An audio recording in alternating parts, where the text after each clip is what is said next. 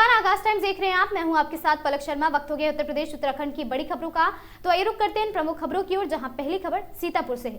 कस्तूरबा गांधी बालिका विद्यालय का जिलाधिकारी ने किया निरीक्षण। लगातार विद्यालय में पढ़ने वाली बालिकाओं की तबीयत बिगड़ने के कारण जिलाधिकारी हुए सख्त। जिलाधिकारी के द्वारा लापरवाही को लेकर जारी किए गए दिशा निर्देश। जनपद के रेउसा थाना क्षेत्र स्थित कस्तूरबा गांधी बालिका विद्यालय का मामला। जिलाधिकारी के द्वारा बालिकाओं को दिए जाने वाले खाने पीने के साथ साफ सफाई की व्यवस्थाएं भी देखी गई हैं।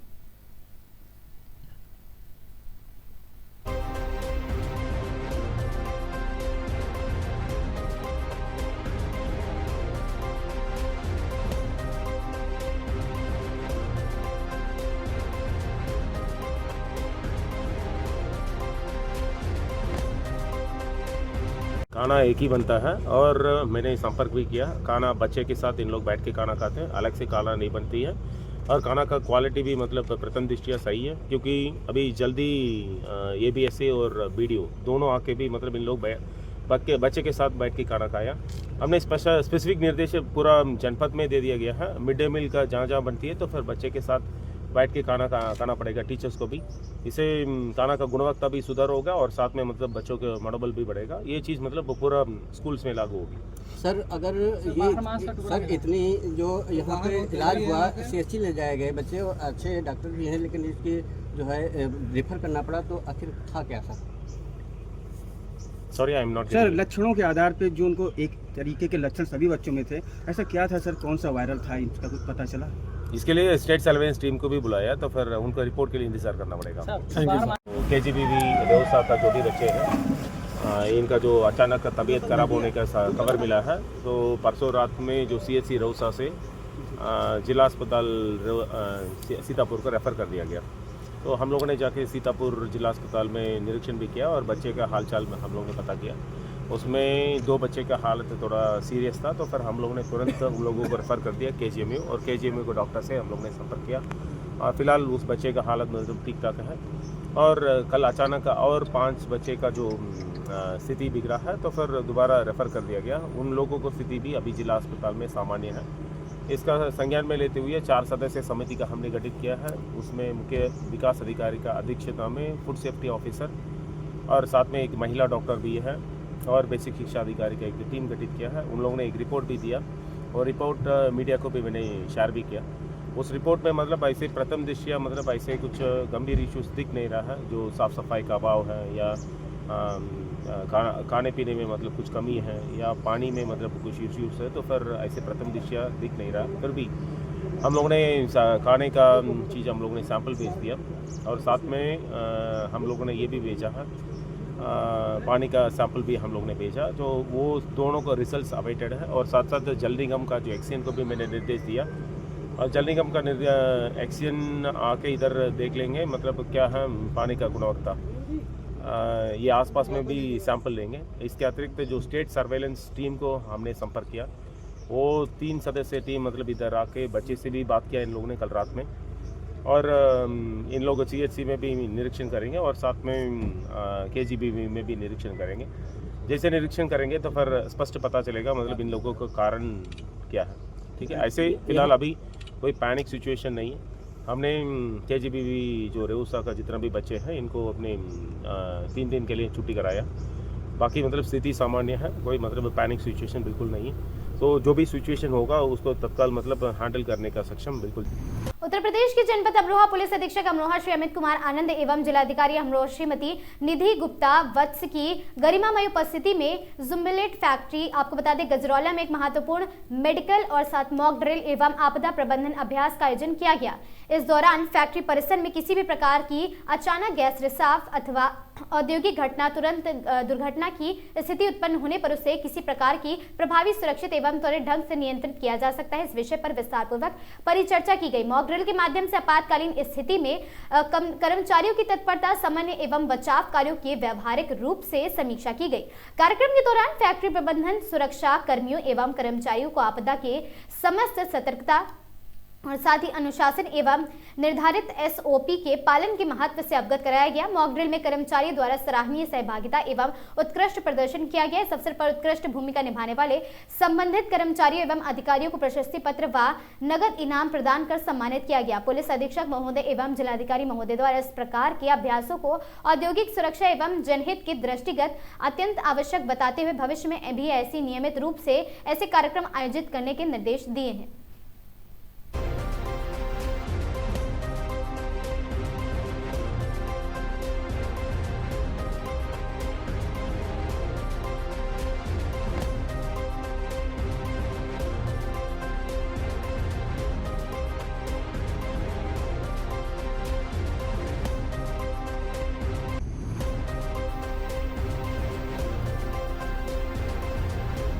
यूपी के सीतापुर में मुख्यमंत्री सामूहिक विवाह समारोह का हुआ आयोजन। आपको बता दें कि मिश्रिक तहसील के मेला मैदान में 125 जोड़ों ने एक दूसरे का हाथ थामा है और साथ ही 3 मुस्लिम समुदाय के जोड़ों ने भी आयोजन में भाग लिया है। आयोजन कार्यक्रम में समाज कल्याण अधिकारी मोतीलाल मिश्रिक, सांसद प्रतिनिधि राजकुमार सोनी, स्थानीय विधायक तथा SDM मिश्रिक ने वर पक्ष कन्या पक्ष को आशीर्वाद देकर विदा किया।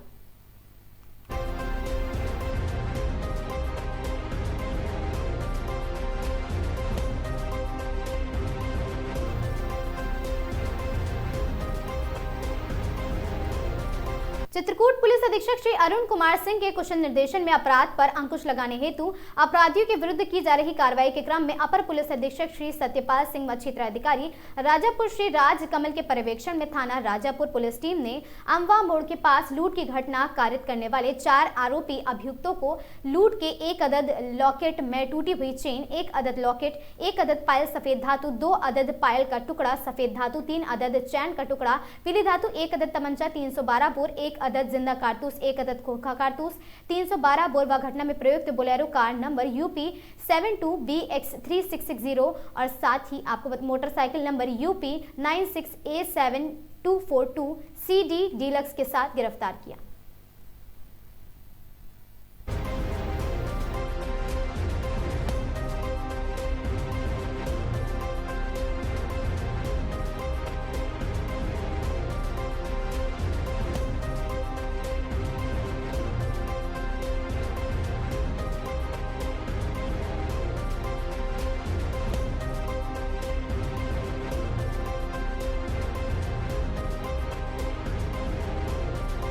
खुलासा हुआ क्या पूरा मामला है?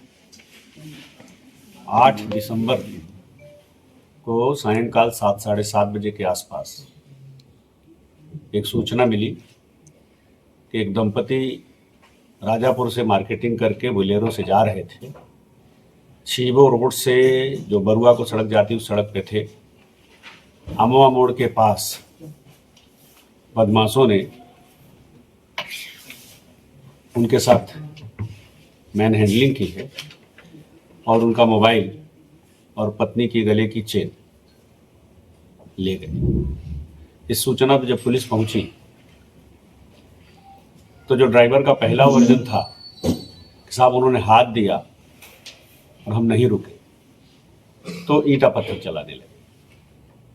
जो हमारे पुलिस के अधिकारी वहां पहुंचे थे वहीं से मेरी भी टेलीफोन से बात हुई, तो यही संदेह पैदा हो गया कि अगर हाथ देने पर कोई नहीं रुकेगा तो ईंटा पत्थर चलाने की कोई ज़रूरत नहीं है। ईंटा पत्थर चलाने पर नहीं रुकेगा, तेजी में भाग जाएगा। तो संदेह तो ड्राइवर को उसी समय हुआ, लेकिन CCTV कैमरे और सारी चीज़ों से देख करके पुष्टि हुई कि दंपति खरीदारी वगैरह सब किए हैं। इसमें जब आगे प्रयास किया गया तो पता चला कि सच यही निकला कि इस ड्राइवर ने मुखबिरी की, अपने फूफा को फ़ोन किया और इसके फूफा 2 आदमी और लेकर के आए और उस मोड़ पर इनके साथ इन्होंने घटना कारित की। महिला के गले से चेन लूट लिया, एक मोबाइल फ़ोन ले गए थे इनका, और कुछ और उसके साथ जो ज्वेलरी वगैरह थी वो भी ले गए थे। ये सारी बरामदगी हमारी SOG टीम और राजापुर थाने की पुलिस ने किया है। इन लोगों के खिलाफ अभी आपराधिक इतिहास की तस्दीक नहीं हुई है, ये फर्स्ट ऑफेंडर दिख रहे हैं, लेकिन आगे भी प्रिवेंटिव के अंतर्गत जो सख्त से सख्त कार्यवाही होगी इस मुकदमे के अलावा भी की जाएगी, क्योंकि एक तरह से अगर ऐसा नहीं किया गया तो आसपास ही इस तरह का अपराध करते रहेंगे और आम जनता को परेशान करेंगे। इसमें बताया जा रहा कोई एक PRD का भी जवान हाँ, जो इनके फूफा लोगों को लेके आए थे उसमें से एक जवान जो है वो पीआरडी में सेवाएं देता है। तो हम इनके जो अधिकारी हैं उनको भी लिखेंगे कि ऐसे लोगों को इस सेवा में बनाए रखने का कोई औचित्य नहीं है, क्योंकि ये तो रोज पुलिस के साथ रहते हैं और अगर इस तरह से आम जनता के साथ धोखा करेंगे तो फिर अपराध पे नियंत्रण कैसे होगा। इस तरह का कोई आर्म्स भी मिला इनके साथ?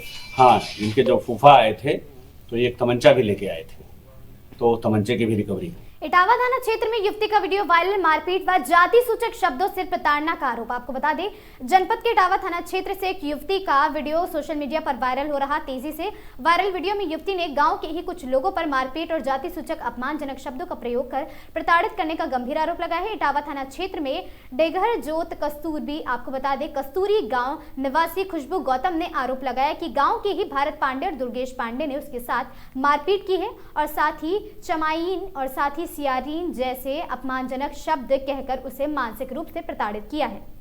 और साथ ही पीड़िता का कहना है वह शिकायत लेकर इटावा थाना पहुंची, लेकिन अब तक उसकी कोई भी प्रभावी सुनवाई नहीं हुई। आरोप है कि कार्रवाई करने के बजाय पुलिस ने उल्टा उसके पिता के खिलाफ 151 में चालान कर दिया। वहीं उसने चेतावनी दी है कि अगर उसे न्याय नहीं मिला तो वह आत्महत्या जैसा कदम उठा सकती है। मामले को लेकर क्षेत्र में चर्चा तेज है, जबकि प्रशासन और पुलिस की भूमिका पर भी सवाल खड़े हो रहे हैं। ग्राम डेंगाजोत कस्तूरी थाना इटवा। मैं अपने घर से कोयला लेने खेत में गई थी तो भारत पाड़े उसका बेटा दुर्गेश पाड़े मुझे देखा और मुझे गाली भी देने लगा और मुझे चमाइन भी बोलने लगा। जाति सूचक से मुझे ऐसे सब शब्द बोल रहा था। और जब मैं रोड पे पहुंची तो दोनों लोग मेरा पैर ढकेल कर मुझे चेचा दबाकर मुझे मारे भी और गाली भी देने लगे। और जब मैं चिल्लाने लगी तो गाँव के लोग इकट्ठा हुए तो वो दोनों मुझे छोड़कर भाग गए। जब मैं थाने पे गई एप्लीकेशन लिखवाने तो उन लोगों ने मेरे पिता को ही बंद कर दिया, जबकि मेरे पिता का कोई गलती ही नहीं था। कार्रवाई उन लोगों के ऊपर करने के लिए तो मेरे पिता के ऊपर कर दिए। और सब लोग बोल रहे हैं कि जाति सूचक नाम से बोल रहे हैं कि चमार लोग को सिर पर बैठाना, ये लोग का मन आगे बढ़ जाएगा, ऐसे सब शब्द बोल रहे हैं। और मुझे न्याय चाहिए, नहीं तो मैं सुसाइड कर लूँगी, आत्महत्या कर लूँगी।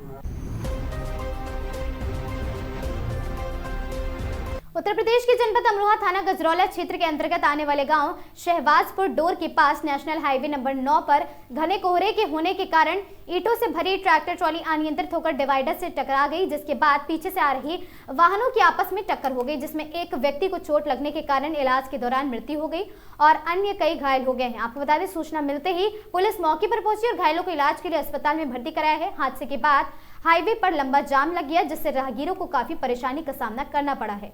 और साथ ही पुलिस ने क्रेन की मदद से बचाव कार्य शुरू कर टकराए वाहनों को हाईवे से हटवाया है और यातायात को सुचारू रूप से चालू करवाकर मंडी धनौरा क्षेत्र अधिकारी ने बताया कि ईंटों से भरी ट्रैक्टर ट्रॉली अनियंत्रित होकर डिवाइडर से टकरा गई थी, जिसके कारण ये हादसा हुआ है। इस हादसे में कुछ लोगों को मामूली सी चोटें भी आई हैं, जबकि एक व्यक्ति की इलाज के दौरान मृत्यु हो गई है और शव को पोस्टमार्टम के लिए भिजवाया जा रहा और प्राप्त तहरीर के आधार पर कार्रवाई की जाएगी।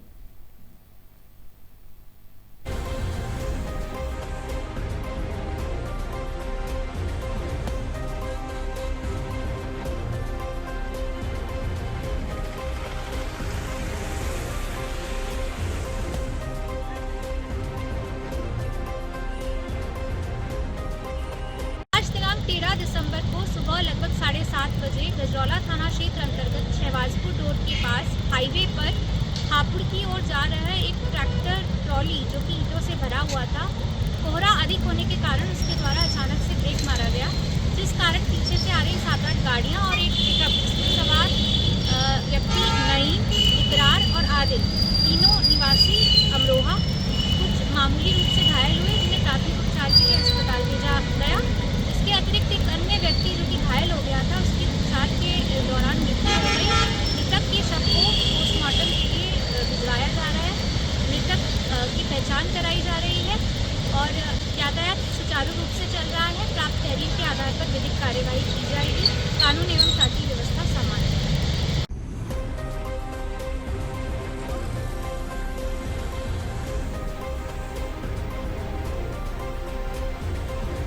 खबर सोनभद्र से है, जहां खनन निदेशक माला श्रीवास्तव ने किया बिल्ली मारकुंडी क्षेत्र का दौरा। विकास और राजस्व और साथ ही समस्याओं के समाधान पर बनी रणनीति।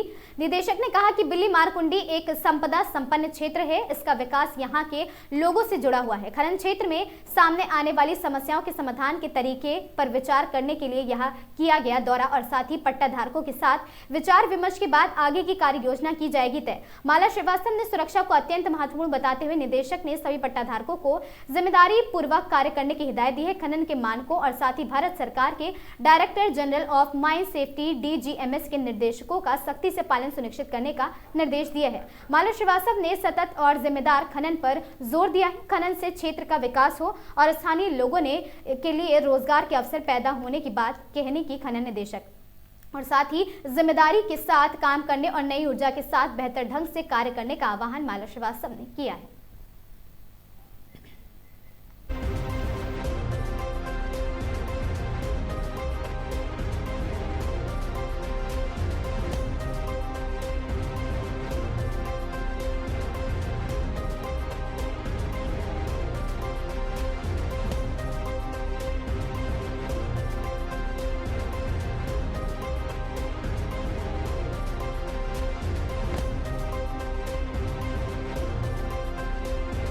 यहाँ पे कार्यक्रम रहा, क्या दिखा आपको? अभी हम थोड़ा क्षेत्र आज देखा है, कुछ और भी चीज़ें आज और कल में देखेंगे और हम लोगों का 2-3 प्रयास हैं कि इस क्षेत्र के विकास के लिए विभागीय कार्यों को आगे बढ़ाने के लिए क्या रणनीति आगे के लिए रखनी है, क्योंकि यहाँ पे ये संपदा संपन्न क्षेत्र है और उसी के साथ यहाँ का विकास भी जुड़ा हुआ है। तो इन चीज़ों पर आगे की रणनीति पर बात करने के लिए और यहाँ की कुछ समस्याएं भी जिस तरह से उजागर होती हैं तो उनको भी विचार विमर्श करके कैसे चीज़ों को आगे बढ़ाया जा सकता है, इस पर बात करने के लिए मैं मुख्य रूप से यहाँ पे आई थी। और आज से लेकर कल तक में विभिन्न स्टेक होल्डर्स के साथ जो विचार विमर्श होगा उसको लेकर फिर हम आगे कामों को बढ़ाएंगे।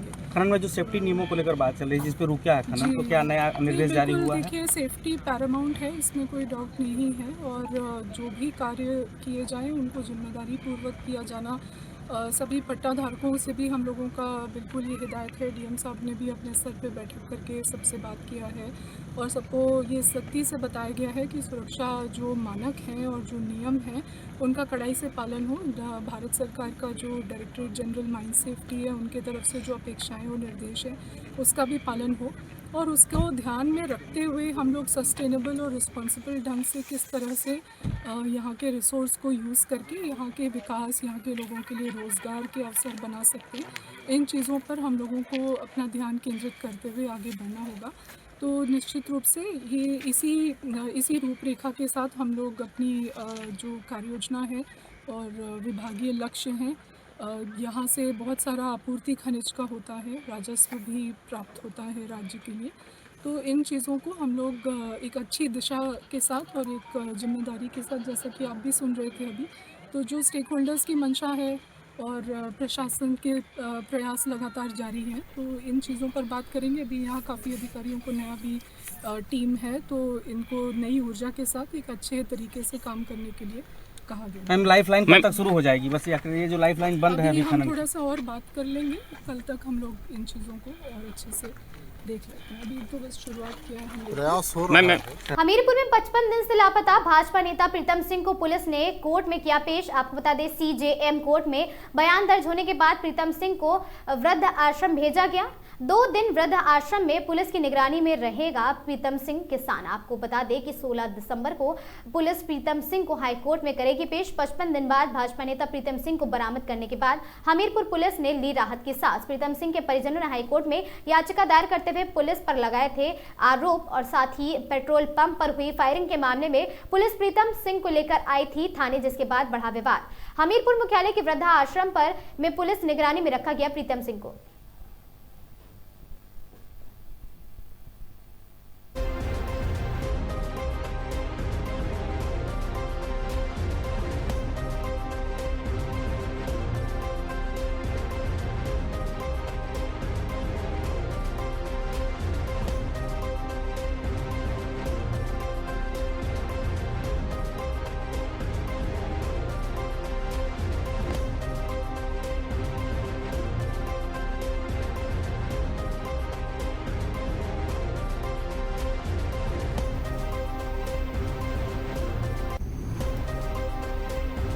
आंगनबाड़ी कार्यालय में नवनियुक्त मुख्य सेविका से वहीं तैनात कर्मचारी शारीरिक शोषण और बैड टच करता था। उत्पीड़न से परेशान महिला मुख्य सेविका ने अन्य आंगनबाड़ी महिला कर्मियों के साथ पुलिस की शिकायत जांच समिति गठित कर कार्रवाई की जा रही है। हरदोई शहर स्थित बाल विकास परियोजना कार्यालय में 2025 बैच की मुख्य सेविका शिकायत करने पर नौकरी से निकलवाने की धमकी देता था। लगातार उत्पीड़न से परेशान मुख्य सेविका ने अपनी महिला सहकर्मियों के साथ कोतवाली शहर पहुंचकर शिकायत दर्ज कराई। शिकायत पर गठित जांच समिति मामले की जांच करेगी, उसके बाद आगे की कार्रवाई की जाएगी।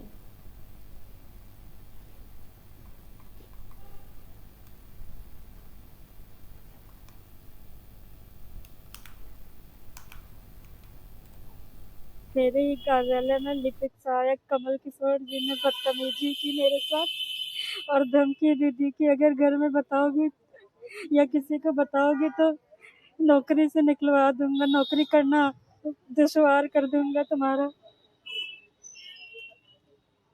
क्या हुआ आज यहाँ आप लोग आए हो? मैं आज यहाँ कार्रवाई करने आई हूँ, न्याय मांगने आई हूँ।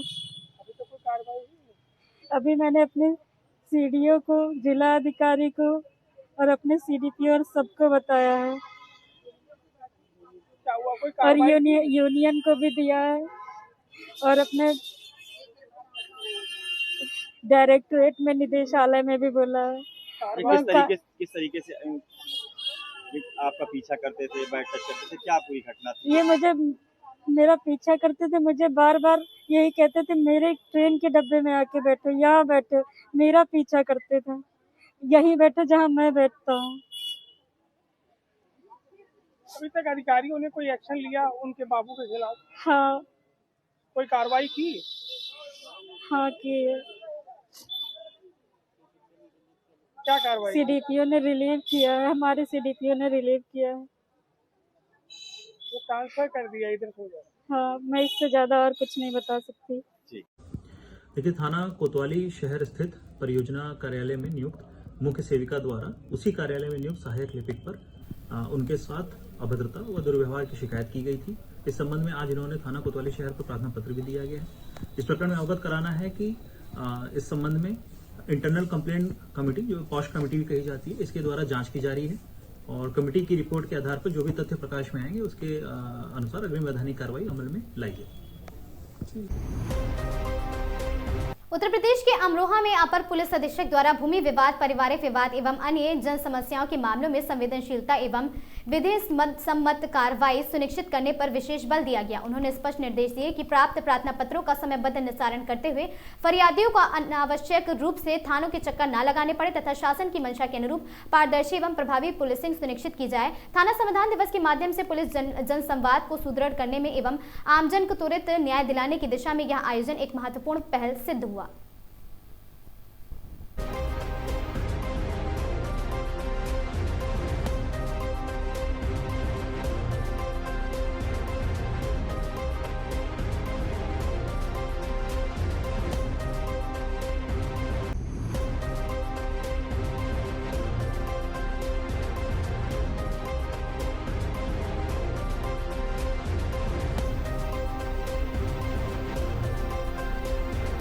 अपर पुलिस अधीक्षक अमरोहा श्री अखिलेश भदौरिया द्वारा महिला सशक्तिकरण एवं सुरक्षा के उद्देश्य से संचालित मिशन शक्ति अभियान के अंतर्गत थाना गजरौला स्थित मिशन शक्ति केंद्र का निरीक्षण किया गया। निरीक्षण के दौरान अपर पुलिस अधीक्षक महोदय द्वारा मिशन शक्ति केंद्र की पर उपलब्ध सुविधाएं, अभिलेखों एवं कार्य प्रणाली का अवलोकन किया गया तथा महिलाओं बालिकाओं की सुरक्षा, सम्मान एवं सहायता से संबंधित व्यवस्थाओं को लेकर अधिक प्रभावी बनाए जाने के निर्देश दिए गए। इस अवसर पर उपस्थित पुलिस कर्मियों को मिशन शक्ति अभियान के उद्देश्यों के अनुरूप संवेदनशीलता के साथ कार्य करने और पीड़ित महिलाओं की समस्याओं का त्वरित एवं गुणवत्तापूर्ण निस्तारण सुनिश्चित करने तथा जन जागरूकता कार्यक्रम को निरंतर संचालित करने हेतु आवश्यक दिशा निर्देश दिए गए हैं। अपर पुलिस अधीक्षक महोदय ने स्पष्ट कहा कि महिलाओं की सुरक्षा एवं सम्मान अमरोहा की पुलिस की सर्वोच्च प्राथमिकता में शामिल है।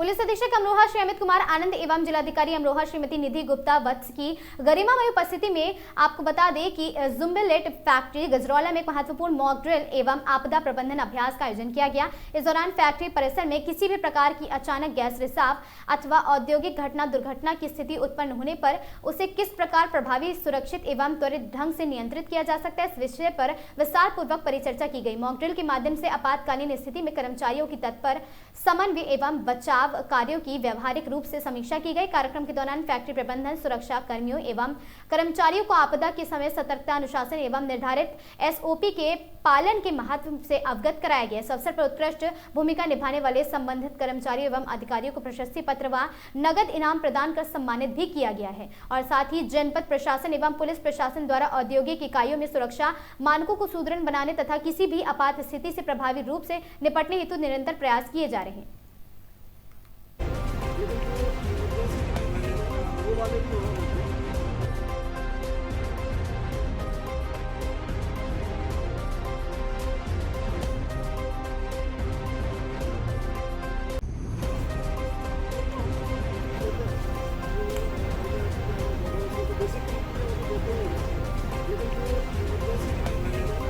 शाहजहांपुर के सदर तहसील क्षेत्र से एक बड़ी खबर सामने आई, जहां चौड़ेरा माइनर की सफाई के नाम पर किसानों की जमीन पर कब्जे का आरोप लगा है।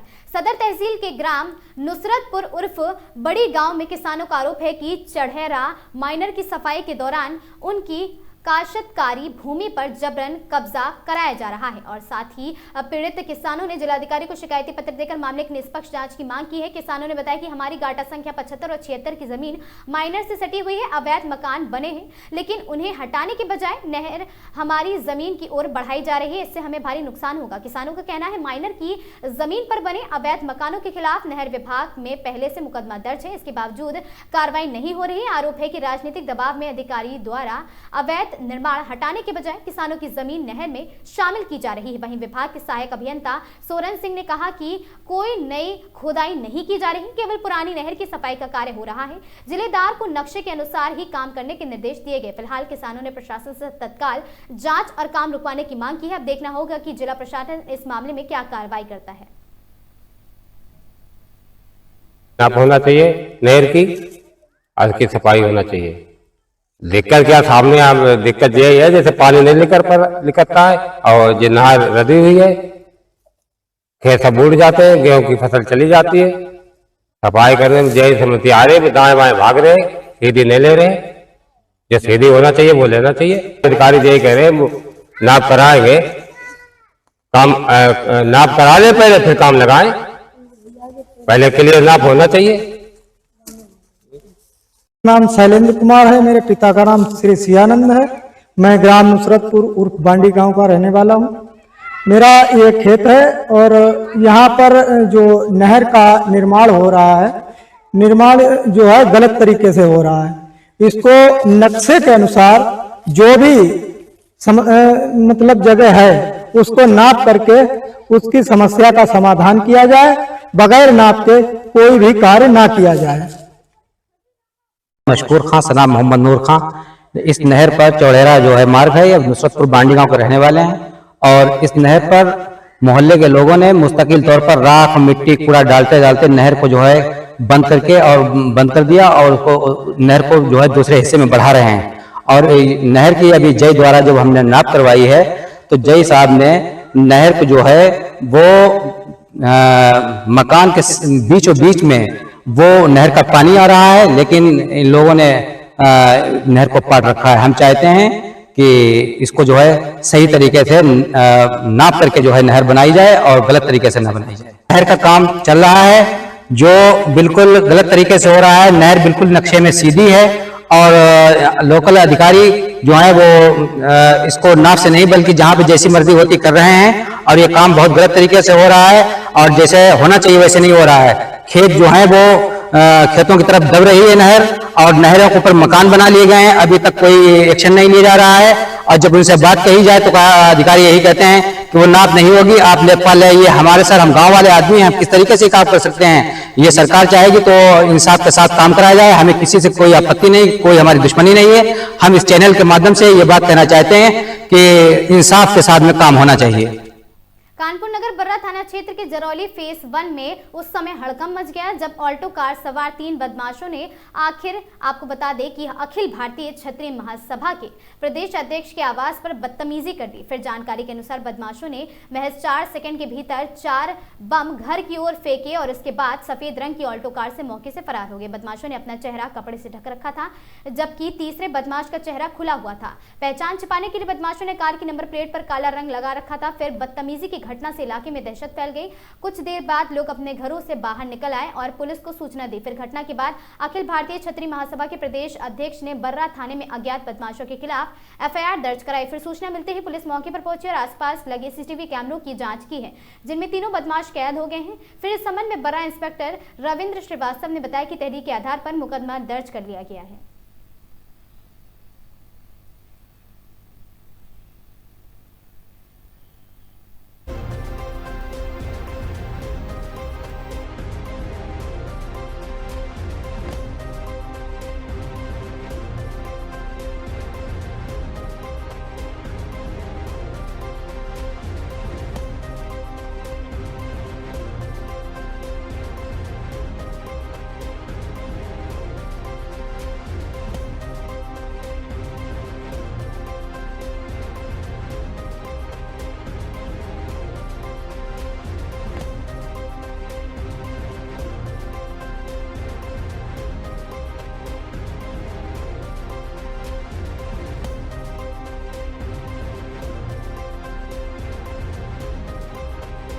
क्या घटना आपके परिवार साथी है? मैं अखिल भारतीय क्षत्रिय महासभा प्रदेश अध्यक्ष हूँ और मैं कल 9:30 बजे के आसपास घर पे पहुंचा। उसी के तुरंत बाद कुछ अज्ञात लोगों ने एक अल्टो कार से आए और बमों और ईंट पत्थरों से हमला कर दिया। ये भगवान का शुक्र रहा कि मेरे परिवार की जनहानि या मेरी कोई जनहानि नहीं हुई। ये ऐसी दुर्घटना थी, ऐसा एक साहसिक और दुष्कृत्य था लोगों का कि हमारी जान या हमारे परिवार के किसी व्यक्ति की भी जान जा सकती थी। तो मैं प्रशासन से अपील करता हूँ कि किसी भी तरह से उन अपराधियों को चिन्हित करके जल्द से जल्द पकड़ा जाए और हमारे परिवार में एक जो फैमिली के अंदर दहशत का माहौल है, उसके लिए हम चाहते हैं हमारी जान माल की सुरक्षा के लिए और मेरे परिवार की जान माल की सुरक्षा के लिए हमें सुरक्षा मुहैया कराई जाए। मैं सामाजिक कार्यकर्ता हूँ और व्यापारी हूँ। मैं समाज में पॉजिटिविटी फैलाने के लिए और एक समरसता के लिए काम करता हूँ। किसी से कोई द्वेष भावना नहीं है। मुझे खुद नहीं पता है कि उन लोगों की मंशा क्या है, क्या हमें वो अच्छे कामों को करने के लिए रोकना चाहते हैं, किस वजह से हमारे ऊपर इस तरह का हमला हुआ, ये हमें जानना अति आवश्यक है और उनको चिन्हित करके जल्द से जल्द पकड़ करके ये बात सामने आनी चाहिए कि वो कौन सी वजह ऐसी है कि हमारे ऊपर जानलेवा हमला करना पड़ा। हाँ, मेरी इंस्पेक्टर साहब बर्रा हमारे यहाँ आए और चौकी इंचार्ज हमारे यहाँ आए और फॉरेंसिक टीम भी आई पूरी और हमारी डीसीपी भाई साहब से भी बात हुई और उनको भी मैं घटना के बारे में पूरी जानकारी दी और मैंने अवगत कराया कि इस तरह से एक जो सामाजिक कार्यकर्ता है और व्यापारी है उसको इस तरह से ये जो आजकल बैड एलिमेंट समाज में है ये किस तरह से धमकाना चाहते हैं और समाज के हित में काम करने वालों को रोकना चाहते हैं। मैं सरकार से यही अपील करता हूं कि मेरे परिवार की सुरक्षा और मेरी सुरक्षा की व्यवस्था की जाए। ऐसे मैं कैसे समाज की या कोई कैसे समाज का काम करेगा और समाज के हितों का ध्यान रख के हम लोग काम करते हैं, समाज को जोड़ते हैं, समाज को जोड़ने का काम करते हैं और अपने देश की उन्नति और विकास के लिए काम करते हैं। तो कौन इस प्रकार से हमले यदि होंगे तो कौन समाज का काम करने के लिए आगे आएगा। गाड़ी से जो निकले, हमारे सीसीटीवी फुटेज में जो आए हैं 3 व्यक्ति नजर आ रहे हैं। हो सकता है उस गाड़ी के अंदर और 1-2 व्यक्ति बैठे हुए। हमें कोई शक नहीं है, क्योंकि मैं समाज का काम करता हूँ। सभी को एक नजर से, मुझे तो सभी भाई हमारे अपने नजर आते हैं, तो मेरे कोई किसी से वैमनस्यता नहीं है। जब उन्होंने हमला किया तो मोहल्ले के लोग पूरे दहशत में आ गए, अपने दरवाजे खिड़कियां सभी लोगों ने बंद कर ली, और अभी भी दहशत है पूरे हमारे मोहल्ले में। और उन मोहल्लों का आत्मविश्वास, और उनको ऐसा कैसे महसूस हो कि जब हम जैसे लोगों के ऊपर इस तरीके से हमले होंगे तो लोग सोचने पर मजबूर हैं कि हम लोग कैसे सुरक्षित रहेंगे। बीती रात खटीमा क्षेत्र के अंतर्गत रोडवेज बस स्टेशन के पास दो पक्षों में आपसी लड़ाई हो गई। चाकू और साथ ही लाठी डंडे चले, जिस पर एक व्यक्ति तुषार शर्मा की मौके पर मौत हो गई। दूसरे 2 लोग घायल हो गए हैं। वहीं मृतक के परिवारजनों ने आज खटीमा कोतवाली क्षेत्र का घेराव किया और खटीमा मेन चौराहे पर जाम लगाया और जमकर नारेबाजी की। इस पर एसपी उत्तम सिंह नेगी ने बताया कि बीती रात दो पक्षों में आपसी मारपीट एक मौत की वजह बन गई और मृतक के परिजनों ने कोतवाली क्षेत्र का घेराव कर लिया और आरोपों को गिरफ्तार करने की मांग की है। जमकर हंगामा कटा। तुषार शर्मा के पिता मनोज शर्मा ने बताया कि बीती रात रोडवेज बस स्टेशन के पास 20 से 25 लोगों ने मिलकर उनके पुत्र तुषार शर्मा को चाकू से वार कर मार डाला है। उन्होंने आरोपियों की गिरफ्तारी की मांग की है। नगरपालिका परिषद के अध्यक्ष रमेश जोशी ने कहा कि वह मनोज शर्मा के साथ और वह खटीमा का माहौल नहीं बिगाड़ने देंगे।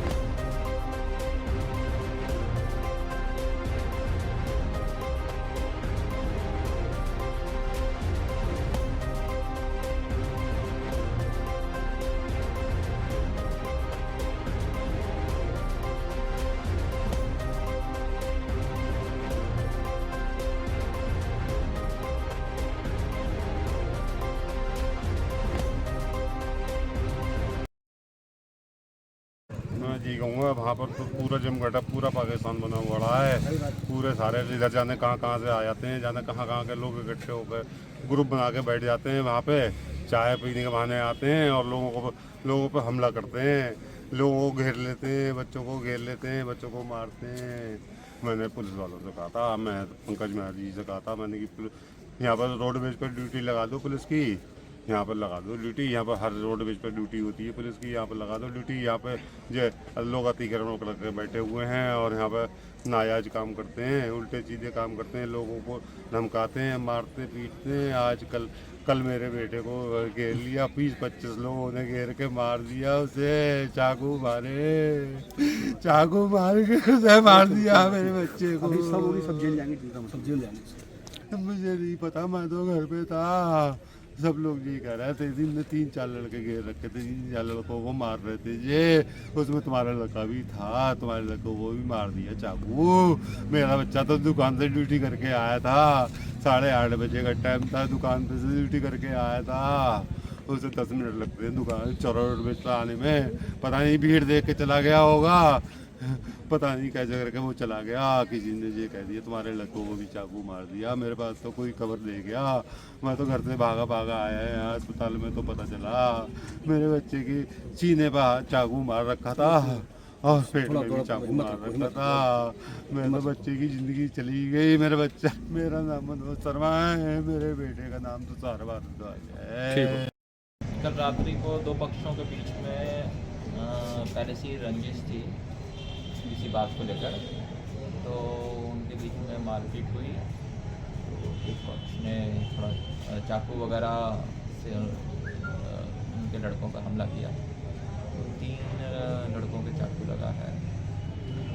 तो एक की मृत्यु हो गई है, बाकी 2 अभी ठीक हैं। 2 लोग ठीक हैं, हॉस्पिटल में हैं।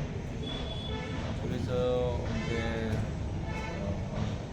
उनको गिरफ्तार करने के लिए प्रयास कर रही है। हमारी टीमें निकल चुकी हैं और जल्दी वो गिरफ्तार कर ली जाएगी। गुंडागर्दी है ये, जिन लोगों ने करी है उनको आइडेंटिफाई कर लिया गया है, जल्दी इनको पकड़ लिया जाएगा। घटना है, दुखद घटना है, और हम इस घटना में मनोज शर्मा जी के परिवार के पूरी तरीके से साथ हैं, और जो अन्य लोग घायल हैं हम उनके साथ हैं। और ये जो दुष्कृत्य किया है जिन लोगों ने भी, हमने पुलिस से भी मांग करी और स्पष्ट रूप से बता देना चाहते हैं कि हम ऐसा कोई भी काम इस खटीमा, शांतिप्रिय खटीमा में नहीं होने देंगे जिससे खटीमा का माहौल बिगड़े।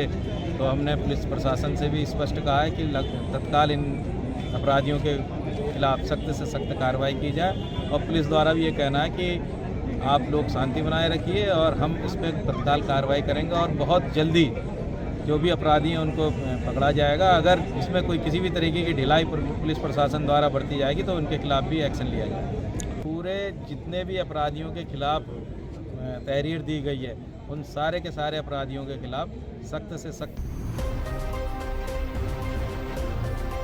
खटीमा के बानूसी भारतीय इंटर कॉलेज के छात्र छात्राओं को पैनल अधिवक्ता विमलेश कुमार ने दी जानकारी, जिसमें नेशनल राष्ट्रीय लोक अदालत, स्थायी लोक अदालत के बारे में बताकर विधिक से मिलने वाली निःशुल्क सेवाओं की जानकारी देकर जिला विधिक सेवा प्राधिकरण माध्यम से खुले हुए और साथ ही लीगल एंड क्लिनिकों की जानकारी दी। नलसा टोल नंबर फ्री 15100 इत्यादि विधिक जानकारी देकर जागरूक किया गया। साथ ही एडवोकेट ममता शर्मा ने कहा कि अगर आप किसी गाड़ी को लोन पर लेकर किस्तों के रूप में पैसा अदा करते हैं और बीच में किस्त ना देने पर किसी तरह की कोई परेशानी होती है तो ऐसे मामले को भी लोक अदालत में निपटाया जा सकता है। इसके अलावा किसी भी पारिवारिक मामले को भी वह लोक अदालत में निपटाया जा सकता है। इसके साथ ही हर नागरिक ने अपने अपने मूल अधिकार का कर्तव्य होता है। अधिकार के तहत अगर कोई कार्य किया जाता है यह सफल होता है। इस मौके पर पैनल अधिवक्ता विमलेश कुमार, एडवोकेट ममता शर्मा और साथ ही paralegal volunteer PLP Geeta Sharma, Asha Rani, Preeti Rana आदि उपस्थित रहे।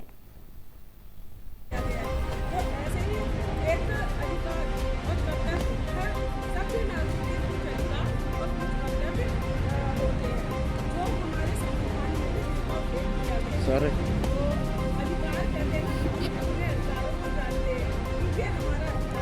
लेकिन उसी के साथ हमारे कुछ कर्तव्य भी जुड़े हुए हैं, तो हमें अपने अधिकारों का जहाँ तक हमारा अधिकार है वहीं एक दूसरे का कर्तव्य है ना। अगर हमारा अधिकार है कि वो पढ़ाई करें, पढ़ने का हमारा अधिकार है, तो शिक्षकों को क्या अधिकार है, क्या कर्तव्य है, तो हमें पढ़ाई करें। तो एक अधिकार और कर्तव्य दोनों एक ही कहते ना, एक ही गाड़ी के 2 पहिए, बिना अधिकारों का कर्तव्य मिला। आपके पोस्टर में देखो, आपने पढ़ा होगा अगर 10 के बच्चे हैं इंटर में लोक अदालत क्या है, उसने पढ़ा है। भाजपा ऋषिकेश जिला के मोर्चा अध्यक्ष की घोषणा के बाद उनके समर्थकों में खुशी की लहर है। मुख्य रूप से शिवम टुटेजा के समर्थक काफी उत्साहित नजर आए। समर्थकों ने परशुराम चौक से शिवम टुटेजा के उत्साहवर्धन को रैली निकाली।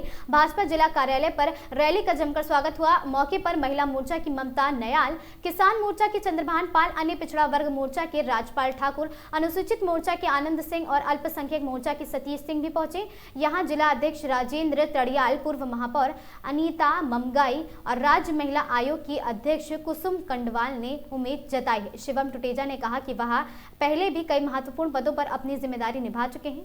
आज जो जिम्मेदारी उन्हें फिर दी गई है, इस जिम्मेदारी को भी वह दिल और जान से निभाएंगे। उन्होंने कहा कि कार्यकर्ताओं में काफी उत्साह है और इस उत्साह को वर्ष 2026 के चुनाव तक कम होने नहीं दिया जाएगा।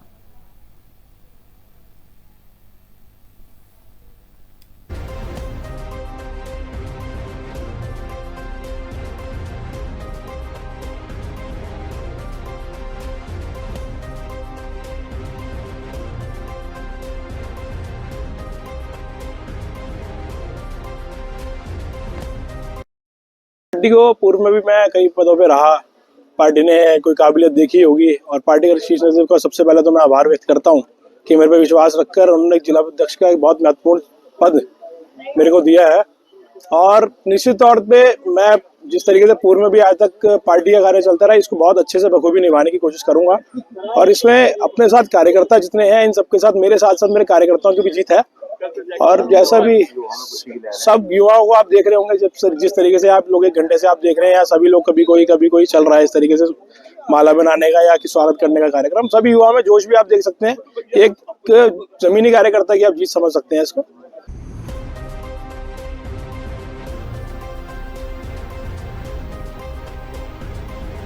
इस वक्त एक और बड़ी खबर उत्तराखंड प्रदेश के जनपद ऊधम सिंह नगर से नगर पंचायत गढ़ी नेगी क्षेत्र में पड़ने वाले गांव करणपुर से सामने निकल कर आ रही, जहां उत्तराखंड आपदा प्रबंधन सलाहकार समिति के उपाध्यक्ष विनय रोहेला के अथक प्रयासों से और सूबे की मुखिया माननीय मुख्यमंत्री पुष्कर सिंह धामी के सहयोग से गाँव में स्थित सरकारी विद्यालय और साथ ही आदित्यनाथ झा इंटर कॉलेज की खाली पड़ी भूमि पर बनने जा रहे मिनी स्टेडियम की स्वीकृति से पूरे गाँव में खुशी की लहर है, जिसके चलते ग्राम वासियों ने गाँव में मंजूर हुई इस बड़ी उपलब्धि के लिए आपदा मंत्री विनय रोहेला और उत्तराखंड प्रदेश के मुख्यमंत्री माननीय पुष्कर सिंह धामी दोनों मंत्रियों का एक बार फिर से दोबारा दिल से गहराइयों से आभार व्यक्त किया।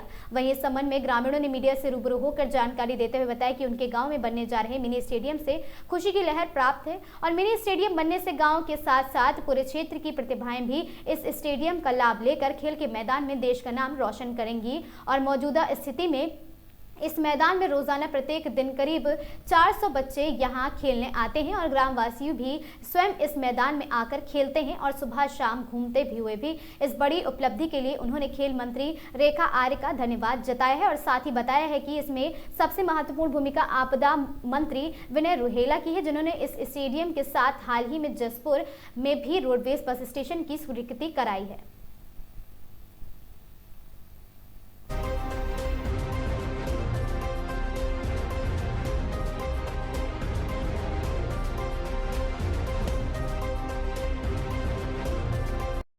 बहुत अच्छा लग रहा है और हम सबसे पहले अपने मुख्यमंत्री जी धामी जी का बहुत बहुत धन्यवाद करना चाहेंगे, जिन्होंने ये करणपुर में हमारे इंटर कॉलेज के पास में मिनी स्टेडियम के लिए जगह चयनित करी है। इससे हमारे भविष्य में आने वाले बच्चों के लिए खेल के लिए बहुत अच्छी सुविधाएं हैं, ताकि बच्चे इस खेल के माध्यम से आगे बढ़ें और स्वस्थ रहें। पे हम लोग महिलाएँ रोज़ यहाँ पे घूमने के लिए आते हैं सुबह शाम, और यहाँ पे अच्छी सुविधाएं मिल जाएंगे तो महिलाएं और आएंगी, इससे हमारे गांव का पर्यावरण भी शुद्ध रहेगा। खुशी हो रही है कि हमारे करणपुर में मिनी स्टेडियम के लिए ये जगह चयनित की गई है, ताकि हमारे जो छोटे छोटे बच्चे हैं उनको गलियों में खेलने के लिए जगह नहीं मिलती है और इस मिनी स्टेडियम के दौरान हमें बच्चों के लिए जगह मिलेगी और छोटे छोटे खेलों से वो धीरे धीरे आगे बढ़ेंगे और हमारे करणपुर गांव का भी और हमारे स्टेट का भी नाम आगे बढ़ेगा। ये तभी संभव हो पाएगा जब हमारे ये मिनी स्टेडियम का काम अच्छे से अगर पूरा हो जाएगा इसमें, क्योंकि बच्चे, महिलाएं, लड़कियां सभी के लिए बहुत अच्छी जगह चयनित की गई है। धन्यवाद। मैं इसके लिए हमारे मुख्यमंत्री धामी जी का बहुत बहुत धन्यवाद करना चाहूँगी और हमारी जो बीजेपी सरकार है उनके माध्यम से हमें यह अवसर मिला है कि हमारे करणपुर में ये जो चयनित किया गया है मिनी ग्राउंड, इसके लिए मैं उनका बहुत बहुत तहे दिल से धन्यवाद करना चाहूँगी। बहुत धन्यवाद करना चाहेंगे कि उन्होंने जसपुर क्षेत्र में काफ़ी विकास कार्य करे, जैसे कि जसपुर क्षेत्र में बस अड्डे का भी चल रहा है और हमारे ग्राम करणपुर में उन्होंने मिनी स्टेडियम का भी करा है। उसके लिए हम माननीय पुष्कर सिंह धामी जी का और खेल मंत्री रेखा आर्य जी का बहुत बहुत धन्यवाद देना चाहेंगे कि उन्होंने इस क्षेत्र के विकास के लिए एक मिनी स्टेडियम दिया। यहाँ लोकल के क्षेत्र में कम से कम 8-10 किलोमीटर के क्षेत्र में कोई भी स्टेडियम नहीं है, बच्चों के खेलने के लिए कुछ नहीं है।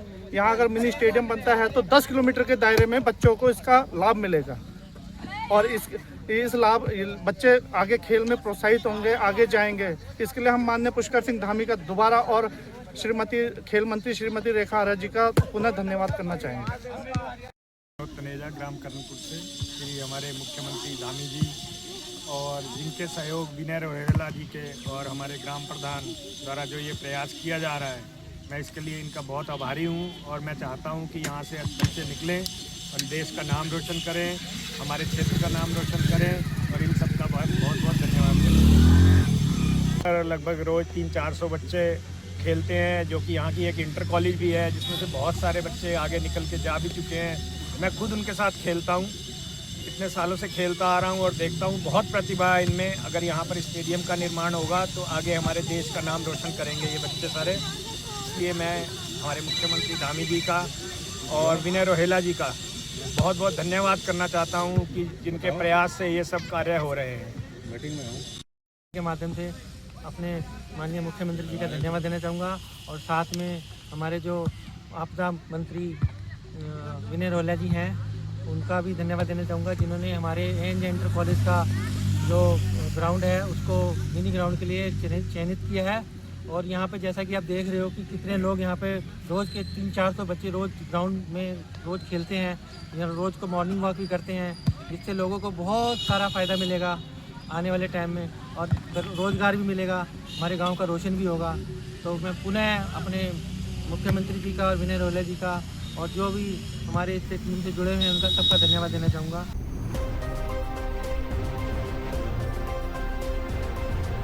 उत्तराखंड सीएम पुष्कर सिंह धामी के आदेश पर इन दिनों जनपद हरिद्वार में सरकारी जमीनों पर हुए कब्जे को हटाने की प्रक्रिया तेजी से जारी है। शनिवार को भी यहां श्यामपुर कांगड़ी में 10 बीघा सरकारी जमीन अतिक्रमण मुक्त कराई गई।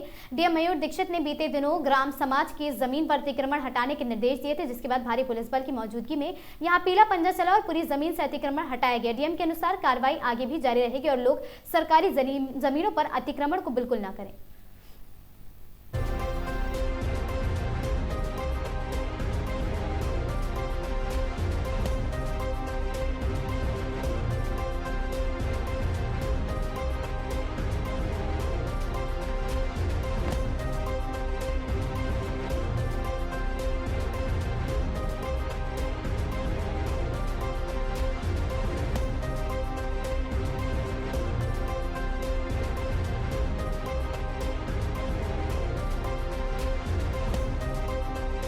सरकारी जमीन से अतिक्रमण हटाने की कार्रवाई की जा रही है। आज फिर पीला पंजा चला है श्यामपुर में। सर कैसे, कौन सी जमीन की है, क्या था सर? देखिए, लगातार माननीय मुख्यमंत्री जी के निर्देश के क्रम में हम लोग सरकारी भूमि पर जो अतिक्रमण हो रखे हैं उसको चिन्हित करके उसको नियमानुसार हटा रहे हैं। इसी क्रम में आज एक बड़ी कार्रवाई की गई है जिसमें श्यामपुर कांगड़ी में करीबन 10 बीघे से अधिक सरकारी जमीन पर अतिक्रमण किया हुआ था। कुछ स्ट्रक्चर्स थे और अवैध रूप से उस पर खेती आदि का काम कर रहे थे, वो सरकारी जमीन थी। उस पर विधिक कार्रवाई करते हुए आज एसडीएम हरिद्वार की निगरानी में इस अतिक्रमण को हटाया गया है। इसके अतिरिक्त अन्य तहसीलों में भी अतिक्रमण हटाने की कार्रवाई लगातार जारी है और साथ ही मेला भूमि जो है उस पर भी सिंचाई विभाग के साथ कोऑर्डिनेट करके अतिक्रमण हटाया जा रहा है। आने वाले समय में और भी बड़ी कार्रवाई की जाएगी। मेला करेंगे लोगों से? देखिए, अभी क्योंकि कुंभ मेला 2027 में होना है, उसकी वजह से जितनी भी हमारी मेला भूमि है उसको अतिक्रमण मुक्त कराया जाना बहुत जरूरी है। कल हमारे द्वारा भी जगह जगह निरीक्षण किया गया था, कुछ अतिक्रमण हमने चिन्हित करे हैं जहाँ पर मेले के टाइम पे वहाँ पे कई स्टैब्लिशमेंट्स बनाए जाते हैं, कई जगह कैंप्स लगाए जाते हैं और उनको अतिक्रमण मुक्त कराया जाना बहुत आवश्यक है। मैं सभी से अनुरोध करूंगा कि मेला भूमि पर किसी प्रकार का अतिक्रमण न करें, गंदगी न फैलाएं और उसको इस कार्रवाई में हमें जिला प्रशासन का सहयोग करें।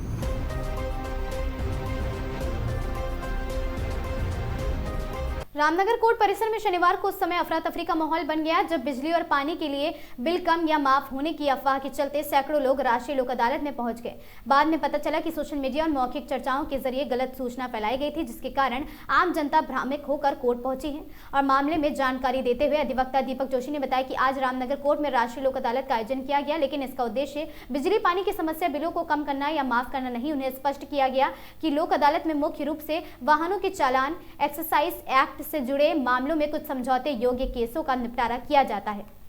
साथ ही बिजली विभाग से जुड़े मामलों में भी केवल बिजली चोरी विभागीय मुकदमे में या न्यायालय में लंबित मामलों पर ही विचार किया जाता है, न कि नियमित घरेलू बिलों पर। अधिवक्ता दीपक जोशी ने बताया कि वर्तमान में अधिकांश ट्रैफिक चालान वर्चुअल कोर्ट के माध्यम से किए जा रहे हैं। जगह जगह पर लगे कैमरों से काटने वाले चालानों का निपटारा वर्चुअल कोर्ट में नैनीताल में होता है, न कि रामनगर कोर्ट में।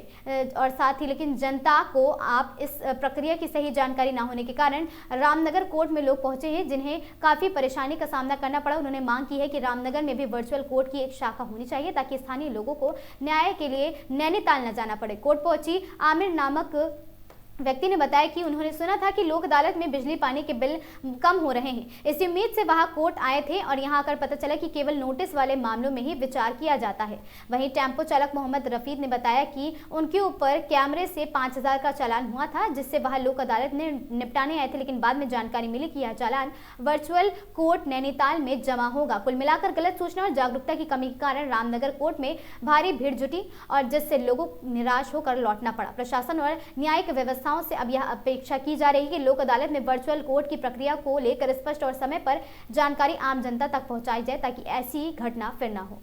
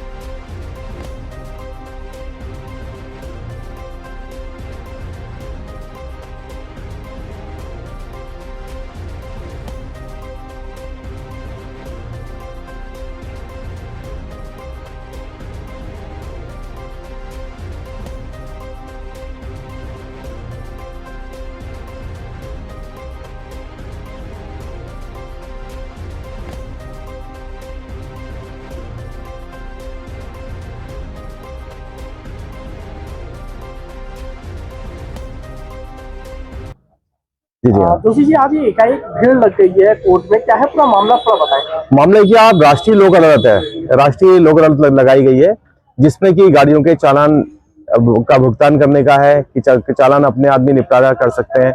इसके अलावा जैसे 60 एक्साइज एक्ट है, उसमें कोई आदमी आए तो अपना कन्फेस करके मामले को निपटा सकते हैं, तो उसी की ये भीड़ चल रही है। लेकिन कुछ लोगों में ये अफवाह फैल गई है कि बिजली पानी के जो बिलों का उसको कम करने के लिए भी लोक अदालत लग रही है, कोई न्यूज वायरल हो गई ऐसी। और इसके अलावा क्या है कि अधिकांश जो चालान हुए हैं वो गाड़ियों के वर्चुअल कोर्ट के हुए हैं, तो वर्चुअल कोर्ट के माध्यम से निपटने वो ऑनलाइन चालान है, जो कि जगह जगह कैमरे लगे हैं, कैमरों के माध्यम से वो जो है चालान हो रहे हैं। लेकिन जनता को ये नहीं पता कि ये चालान किस ढंग से कहाँ पे निपटे जाएंगे। और उन्होंने सिर्फ ये कहा कि लोक अदालत में निपटे जाएंगे, लोक अदालत रामनगर में लग रही है, तो जो लोकल रामनगर एरिया का है वो रामनगर में आ रहा है, क्योंकि तहसील रामनगर की कोर्ट रामनगर में ही है। लेकिन इन वर्चुअल कोर्ट जो लगी हमारी इस समय नैनीताल में है, तो यहाँ पर कोई भी चालान इस टाइप के नहीं निपट रहे हैं। लेकिन जनता जो है काफी परेशान है, क्योंकि उनके पास प्रॉपर इन्फॉर्मेशन नहीं है। यदि लोक अदालत के माध्यम से जो है प्रॉपर इन्फॉर्मेशन दी जाती कि इस प्रकार के चालान यहाँ पे निपटेंगे, तो वो व्यक्ति वहीं पहुंचता। अब रामनगर में आ रहा है, जो कोर्ट लगी है नैनीताल में, तो कोई जनता को जो है इस प्रकार से न्याय जो लेने में है वो अत्यधिक कठिनाई का सामना करना पड़ रहा है। जबकि न्याय का सिद्धांत है कि न्याय चला निर्धन की ओर, तो निर्धन को न्याय जो है उसी के क्षेत्र में मिलना चाहिए, ना कि हमको नैनीताल जाके न्याय मिलना चाहिए। तो यह है कि कम से कम एक जो है कोर्ट में वर्चुअल कोर्ट की एक ब्रांच रामनगर होनी चाहिए थी, या ऐसा कोई सुविधा होनी चाहिए थी कि लोगों को प्रॉपर इन्फॉर्मेशन मिल सके। ये आज 13 दिसंबर है, राष्ट्रीय लोक अदालत लगती है 13 दिसंबर को, पूरे देश में लगती है।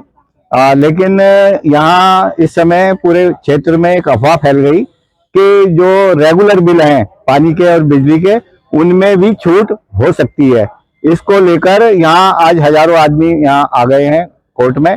लेकिन जो राष्ट्रीय लोक अदालत में जिन चीजों को पे विचारण होना है, वो केवल बिजली चोरी या जो बिजली विभाग से जो मुकदमेबाजी चल रही है, या जो जिनके ऊपर जुर्माने लगे हुए हैं, केवल वही बिल जो है कंसीडर किए जाएंगे, वो भी नैनीताल में।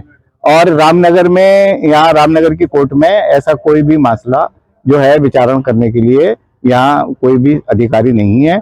लोगों में अफवाह है और यहाँ हजारों आदमी इकट्ठा हो गए हैं। आपका नाम? मेरा नाम अतुल कुमार, एडवोकेट। अमीर, क्या परेशानी हो रही है, कैसे बताओ? परेशानी, हम यहाँ पे पानी के बिल के सुन के आए थे, पानी के बिल जमा हो रहे हैं और चालान माफ हो रहे हैं।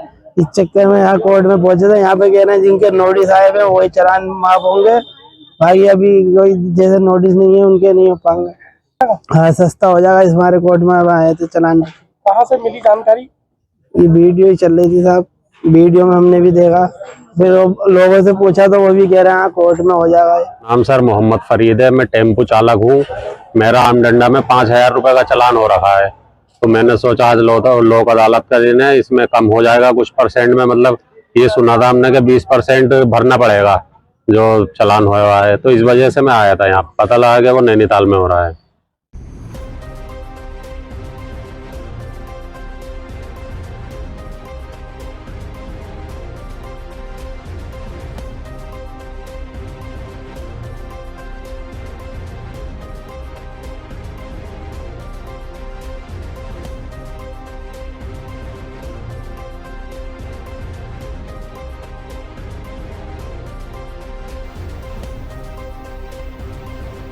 भागलपुर जिले अंतर्गत जगदीशपुर प्रखंड क्षेत्र में वादे हसनपुर मध्य विद्यालय जगदीशपुर भागलपुर में एक मामला सामने आया है, जिसमें कि विद्यालय की प्रधानाध्यापिका के पति अखिलेश कुमार द्वारा बच्चों के साथ मारपीट की जाती है। जब बच्चों के अभिभावक ने स्थानीय लोगों से बात की तो वे सभी विद्यालय के मुख्य द्वार पर पहुंचे और अब आवाज लगाया कि गेट खोलो, तो किसी ने गेट नहीं खोला और तभी आक्रोशित लोगों ने बहुत बातें बच्चों को लेकर सुनाया, जबकि जिला शिक्षा पदाधिकारी ने बताया कि इसकी हम जाँच करेंगे।